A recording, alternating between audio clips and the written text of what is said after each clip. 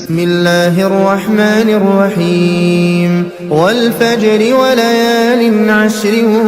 والشفع والوتر والليل إذا يسر هل في ذلك قسم لذي حجر ألم تر كيف فعل ربك بعاد إرم ذات العماد التي لم يخلق مثلها في البلاد وثمود الذين جابوا الصخر بالواد وفرعون ذي الأوتاد الذين طغوا في البلاد فأكثروا فيها الفساد فصب عليهم ربك سوط عذاب إن ربك لبالمرصاد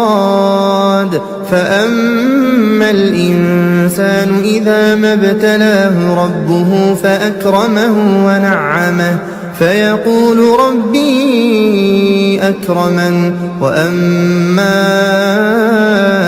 إذا ما ابتلاه فقدر عليه رزقه فيقول ربي أهانن كلا بل لا تكرمون اليتيم ولا تحاضون على طعام المسكين وتأكلون التراث أكلا لما وتحبون المال حبا جما كلا إذا دكت الأرض دكا دكا وجاء ربك والملك صفا صفا وجيء يومئذ بجهنم يومئذ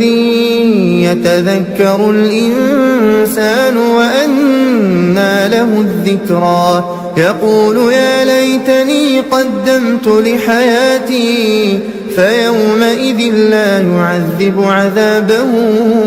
أحد ولا يوثق وثاقه أحد يا أيتها النفس المطمئنة ارجعي إلى ربك راضية مرضية فادخلي في عبادي وادخلي جنتي.